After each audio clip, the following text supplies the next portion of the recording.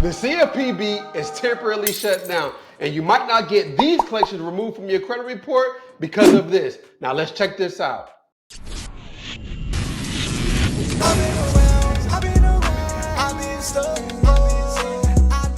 There are supposed to be two big changes coming from the Consumer Financial Protection Bureau, or CFPB, that are designed to help people with medical debt get money when they need it and avoid being scammed. Legally speaking, as of March 17th, lenders can no longer consider your medical information when deciding whether to extend you credit, and medical bills can no longer show up on your credit report. But enforcement of this regulation is up in the air because of the Trump administration's effective shutdown of the CFPB. This new rule is expected to remove around $49 billion in medical bills from the credit reports of about 15 million Americans if it is enforced. Here's why the former CFPB leader says this was necessary. Their research shows that a medical bill on a person's credit report is not a good indicator of whether they'll repay a loan, but that these kind of debts on credit reports have led to thousands of mortgage applications being denied when those people would have had no problem making those house payments. CFPB's former director Rohit Chopra says this change will also help protect people from deceitful debt collection practices, putting it like this. The CFPB's final rule will close a special carve-out that has allowed debt collectors to abuse the credit reporting system to coerce people into paying medical bills they may not even owe. This is based on reports of consumers receiving inaccurate bills or being asked to pay bills that should have been covered by insurance or financial assistance programs. It's estimated this rule change will lead to about 22,000 more mortgages being approved every year, and that people who have previously had medical debt on their credit report will see their credit score go up by an average of about 20 points. Since this regulation change has to do with how the Fair Credit Reporting Act is implemented, and the act is enforced by both the FTC and the CFPB, I asked both agencies if it will be enforced and haven't heard back yet. This is Stephanie Haney, legal. So you just heard what she said, right? Now, you can't rely on the administration to help you. So let's go over 3 options to knock the collection agencies out. So the first way to get a collection removed from your credit report is, of course, pay to remove, right? Negotiate a payment arrangement to get it removed from your report, all right? If you do it this way, make sure you have something to write in the email that, hey, this account's gonna be removed from your report, all right? Now, there are people out there that say, just pay your debt, whatever the case may be. Yes, you can pay your debt. Yes, you owe money. That's not the point. The point is, these collection agencies have rules to follow according to the FDCPA, all right? 15 U.S.C. 1692, all right? Now, I'm not a lawyer, but I want you to check this out, all right? So I'm not an attorney. I'm just here to show you what's really going on. So I would suggest you talk to an attorney when it comes to this. But 15 U.S.C. 1692C, and then go to C, right? Ceasing communication, all right? If a consumer notifies a debt collector in writing that the consumer refuses to pay a debt, or that the consumer wishes the debt collector to cease further communication with the consumer, the debt collector shall not communicate further with the consumer with respect to such debt except, right? Number 1, to advise the consumer that the debt collector further efforts are being terminated.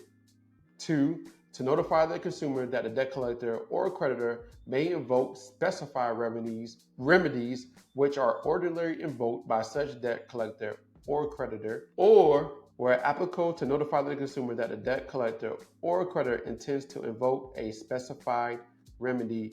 If such notice from the consumer is made by mail, notification shall be complete upon receipt. All right. Now, as you can see right here, letter C, right? If a consumer notifies a debt collector in writing that the consumer refuses to pay a debt, you can leverage this to help you get these collections removed from your report. Now, we've been working with attorneys, and let me show you what I'm talking about, all right? I screenshot this specific part, but plaintiff letter dated on August 3rd, 2024 was delivered to defendant on August 8th, 2024 via USPS certified mail. On September 17th, 2024, plaintiff sent a letter to defendant stating, I am not capable of paying anything toward this debt that's $386. I have no money. basically refusing to pay, right?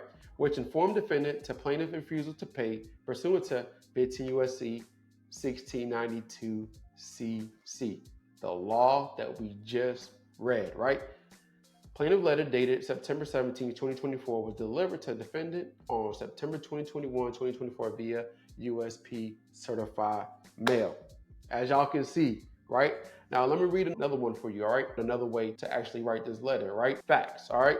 So on or about August 3rd, 2024, plaintiff reviewed her credit report and observed that the defendant is attempting to collect the debt allegedly owed to Just Energy Texas LP in the amount of $386.79.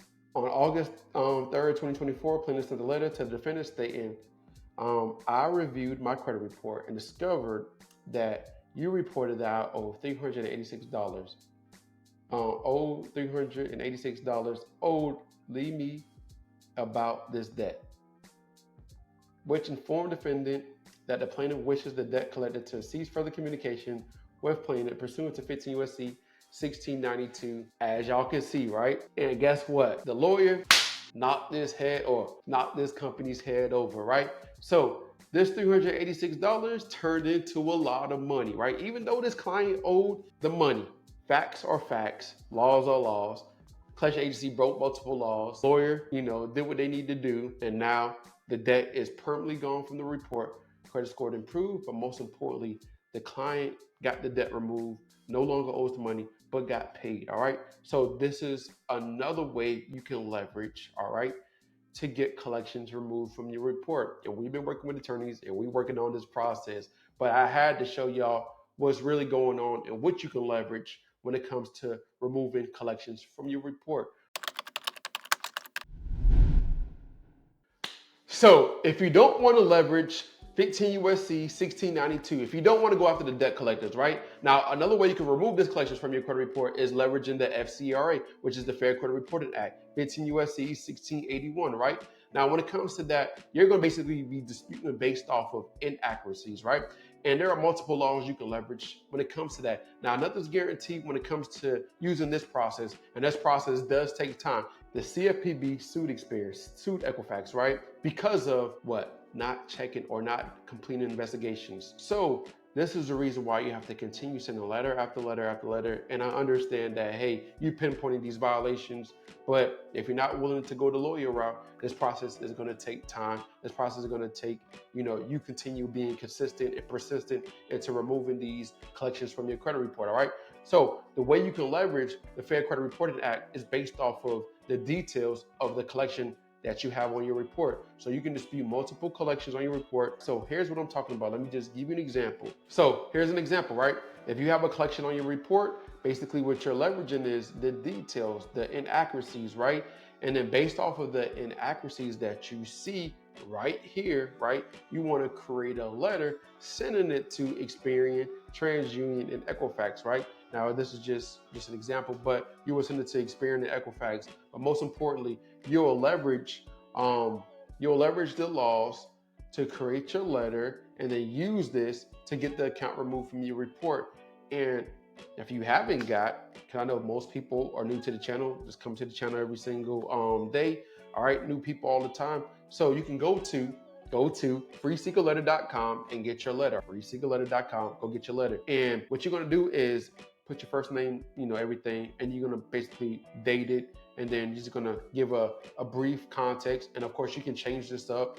You found inaccuracies on your report, always change it up to your liking, trying to buy a house, whatever the case may be. And then what you're gonna do is just list all those collections, right, on your report. Here's what I'm talking about. You'll list all the negative accounts on your report. This account's not showing maximum possible accuracy according to 15 U.S.C. 1681 EB.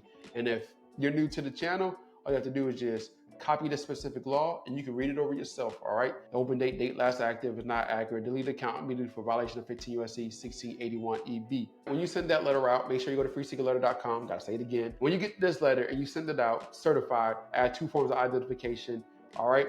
Wait 35 days. Do not do nothing else, all right? Don't send another letter in after you send your first letter in, all right? Wait for them to complete the investigation and mail it back to you. Now, a few things might happen, right?